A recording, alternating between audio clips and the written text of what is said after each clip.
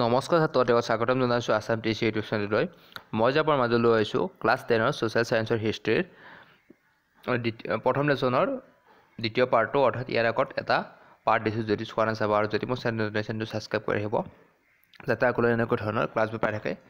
মোৰ এই চেনেলটো খোলাৰ এটাই লক্ষ্য, তোমালোকক যাতে মই সহায় কৰিব পাৰোঁ, লগতে তোমালোক যাতে প্ৰতিটো ছাবজেক্টতে লেটাৰ মাৰ্ক আনি দিয়াত সহায় কৰিব পাৰোঁ, তাৰে আশা কৰি মই এই চেনেলটো খুলিছোঁ।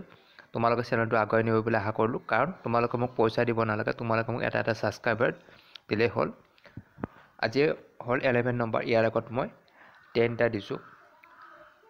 11 নম্বৰ, কাৰ পৌৰোহিত্যত অনুষ্ঠিত জাতীয় কংগ্ৰেছৰ অধিৱেশনত ভাৰতীয়ৰ বাবে স্বৰাজ বিচাৰি প্ৰস্তাৱ গ্ৰহণ কৰা হৈছিল? Option A Dadabhai Naoroji, option B Bipin Chandra Pal, option C Gopal Krishna Gokhale, option D Lala Lajpat Rai. ইয়াৰ শুদ্ধ উত্তৰটো হ'ব এ দাদাভাই নৌৰোজী। 12 নম্বৰ, বন্দিনী ভাৰত নামৰ নাটকখনৰ ৰচক কোন? Option A Girish Ghosh, option B Ambikagiri Raichoudhury, option C Amritlal Basu, option D Amarendra Nath Dutta. উত্তৰ অপশ্যন বি অম্বিকাগিৰি ৰায়চৌধুৰী। 13 নম্বৰ, বংগ বিভাজনক কেন্দ্ৰ কৰি কেতিয়া জাতীয় কংগ্ৰেছৰ মাজত বিভাজন ঘটিছিল? অপশ্যন এ 1905 চনত, অপশ্যন বি 1904 চনত, অপশ্যন ডি 1907 চনত, অপশ্যন চি 1906 চনত। উত্তৰ অপশ্যন ডি 1907 চনত।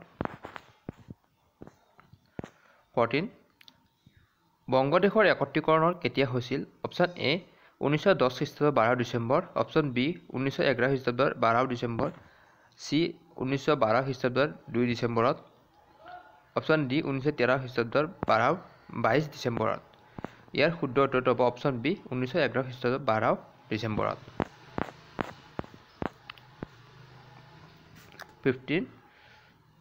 15 হ'ব, বংগ বিভাজনৰ অন্তৰ্নিহিত উদ্দেশ্য কি আছিল?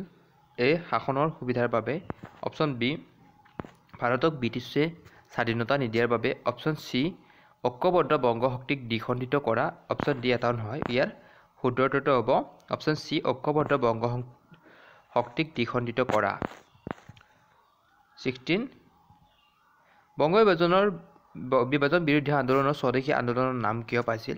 অপশ্যন এ কেৱল স্বদেশৰ লোকে কৰা আন্দোলনৰ বাবে, অপশ্যন বি বিদেশী সামগ্ৰী বৰ্জন কৰাৰ লগতে সকলো দেশীয় দ্ৰব্য প্ৰস্তুত কৰা আৰু ব্যৱহাৰ কৰাৰ বাবে, অপশ্যন চি ব্ৰিটিছে বংগ বিভাজনক কৰি স্বদেশী নামটো ব্যৱহাৰ কৰিবলৈ নিৰ্দেশ দিয়াৰ বাবে, অপশ্যন ডি ওপৰৰ এটা নহয়। ইয়াৰ শুদ্ধ উত্তৰ হ'ব অপশ্যন বি বিদেশী সামগ্ৰী বৰ্জন কৰাৰ লগতে সকলোৱে দেশীয় দ্ৰব্য প্ৰস্তুত কৰা আৰু ব্যৱহাৰ কৰাৰ বাবে। 17, বংগভংগৰ ফলশ্ৰুতিত অসমৰ ৰাজধানী দেশৰ পৰা ঢাকালৈ স্থানান্তৰিত হৈছিল? অপশ্যন এ গুৱাহাটীৰ পৰা, অপশ্যন বি কলিকতাৰ পৰা, অপশ্যন ডি চট্টগ্ৰামৰ পৰা, অপশ্যন ডি এটাও নহয়। ইয়াত হ'ব, ইয়াৰ অপশ্যনটো দিয়া নাই, এইটো হ'ব শ্বিলঙৰ পৰা। ইয়াত শ্বিলং এটা হ'ব লাগিছিল, অপশ্যন বিটো শ্বিলং হ'ব লাগিছিল। 18 নম্বৰ, ডেছ তাৰিখে দিল্লীত অনুষ্ঠিত ৰাজ অধিৱেশন অনুষ্ঠিত কৰাৰ ঘোষণা মৰ্মে বংগদেশ পুনৰ একত্ৰিত কৰা হয়? অপশ্যন এ 1910 খ্ৰীষ্টাব্দৰ 12 ডিচেম্বৰ, অপশ্যন বি 1911 খ্ৰীষ্টাব্দৰ 12 ডিচেম্বৰ, অপশ্যন চি 1912 খ্ৰীষ্টাব্দৰ 2 ডিচেম্বৰ, অপশ্যন ডি 1913 খ্ৰীষ্টাব্দৰ 12 ডিচেম্বৰ। উত্তৰ বি 1911 খ্ৰীষ্টাব্দৰ 12 December. 19 number,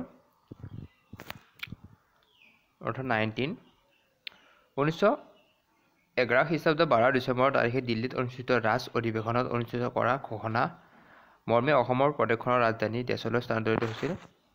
option A Guwahati, option B Kolkata, option C Shillong, option D এটাও নহয়। ইয়াৰ শুদ্ধ উত্তৰটো হ'ব অপশ্যন চি শ্বিলং। 20, চিপাহী বিদ্ৰোহ সংঘটিত হয়?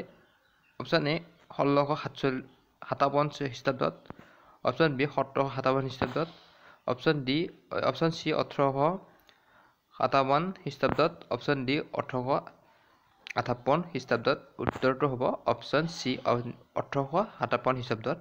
আজিৰ পাৰ্টত ইমানখিনি আছিল। ইয়াৰ পিছত আৰু 3টা পাৰ্টত MCQখিনি ক্লিয়াৰ হ'ব। তাৰপিছত মই তোমালোকক শ্বৰ্ট আৰু লং কুৱেশ্যনখিনি দিম। তোমালোকে ভালকৈ পঢ়িব বুলি আশা কৰি মই আজি ইমানতে সমাপ্ত কৰিছোঁ। নমস্কাৰ।